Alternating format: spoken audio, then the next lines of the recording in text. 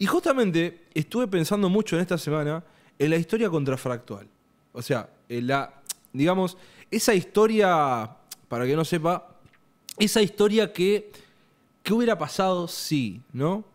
Y creo que hablar sobre la cuestión de drogas, y no drogas en los niños, no vamos a hablar de drogas específicamente en los niños, pero entendemos que si a eso se lo das a un niño, es porque está completamente normalizado en esa sociedad, ¿no? Absolutamente. Es como... No era transgresor, no era problemático darle drogas a los niños. Hace 500 años no lo era. Es más, tenemos manuales medicinales, entre ¿Cómo comillas, falopear a tu niño? del siglo XVIII. Dice, bueno, si el nene está intranquilo, preparás esto con un poquito de opio. Dale opio, y se lo pones con un trapito para dormir. Yo me imagino, es como, por ejemplo, no sé, hablar de... Si en Estados Unidos le das un fierro a un nene, ¿cómo deben estar los fierros para el resto de la sociedad? Entonces, hablar de drogas, por ejemplo, en un ámbito tan normalizado, ¿qué podríamos hablar, por ejemplo, del desarrollo de las drogas, que gran parte creo que del prohibicionismo que hoy rige sobre la cuestión de las drogas? Básicamente la gente no sabe que fue, digamos, institucionalizado en los últimos 100 años. Exactamente. Un chiste que se suele plantear. Hace 100 años, en vez de ir con el Chapo Guzmán, vos comprabas merca en la farmacia. ¿En la farmacia? Sí. Por eso, tema para el inicio de otro día, ¿no? Pero Freud experimentó, no solo consumía de la del Diego, la sal del Diego, la sal del diablo. ¡Sale del Diego! La caspita de ángel, sino que además experimentó el uso medicinal y terapéutico de la falopa. No, en serio. No, sí. No lo es real. Imagínate, por ejemplo, qué sería la realidad de países que hoy están... Historia contrafáctica, perdón, no te quiero interrumpir, pero antes. ¿Sabés el jugador que hubiera sido yo si la droga? Lo dijo el Diego. Lo dijo el Diego. Historia contrafáctica. Perdón.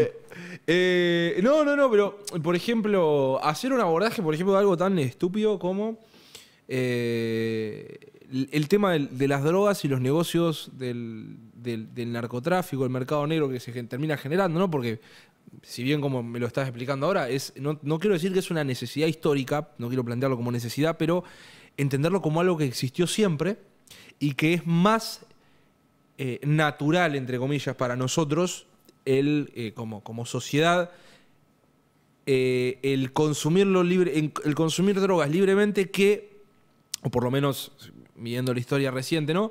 Que este contexto de prohibicionismo, ¿no? ¿Qué podría haber sido de países que hoy en día están azotados, por ejemplo, con el narcotráfico?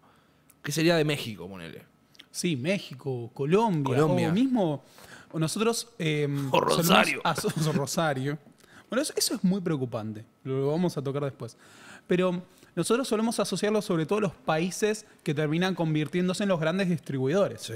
¿Por qué? ¿Cuál es el rol que cumplen México, Colombia? Bueno, en Colombia durante mucho tiempo estuvo también, obviamente, la producción. Sí. Pero México, ¿por qué es estratégico? Y porque está de paso Estados Unidos, que es el mayor consumidor de drogas del mundo. Se la toman toda ellos. Eso, te la tomaste toda, ¿eh?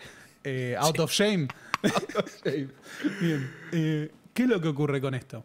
Que nosotros nos olvidamos muchas veces que el lugar de la producción a veces está ubicado en otros países, en contextos que son terriblemente precarios. Sí. No siempre son enormes laboratorios, sino que muchas de las plantaciones y de los laboratorios para fabricación, por ejemplo, ¿no? de la cocaína, parten de sociedades rurales que vienen en extrema pobreza en Perú. Sí, por ejemplo. Y que son, por así decir, la tercerización de los grandes negocios del narco. Sí, gente que realmente está completamente... O sea, obviamente que son una parte fundamental del círculo de producción de la droga, pero que son gente que realmente no tiene nada que ver. No, que está excluidísima. Está excluidísima de eso. Y que incluso, por ejemplo, corren riesgo en su propia persona si se niegan a sostener la producción. Sí. Una vez que entras, no salís.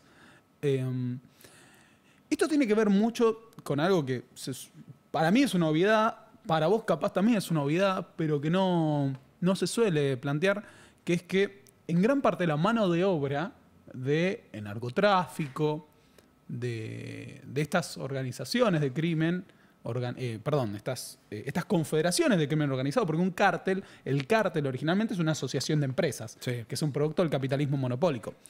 Y mucha gente no suele entender, me acuerdo de una famosa entrevista que le dice los carteles, que la pelotuda esta, de influencer, perdón. Sí. Creo que lo hace la de vibrar alto.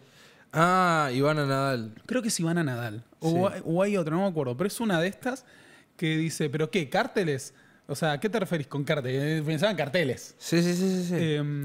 Los cárteles son grandes acciones, son confederaciones de estas bandas armadas que manejan desde la producción, el tráfico y demás, y el transporte de la droga. Y uno no suele pensar que para que esas organizaciones existan es necesario que tenga una fuente de mano de obra, que muchas veces proviene de esos contextos de exclusión y marginalidad. Sin contar que además están vinculados a la trata de personas y más. Sí, la trata de obvio. personas no solo en el sentido de explotación sexual, sino que muchos de los campos de trabajo que utilizan narcotráfico, muchas de las plantaciones que se utilizan, funcionan a base de la reducción a servidumbre de poblaciones campesinas. Sí, no, y ni hablar cuando entendemos a todo el aparato, y no solo de producción, sino también, por ejemplo, de distribución. Esta semana estuve leyendo un texto que se llama En busca del respeto, de Philippe Bourgois. Y que bueno, que básicamente es un trabajo de campo antropológico que se hace en el East Harlem, creo que te lo había comentado la semana pasada, de un sujeto que bueno, se fue al East Harlem de Estados Unidos. Era un barrio mayoritariamente puertorriqueño. Y qué papel cumplía el narcotráfico en esa sociedad.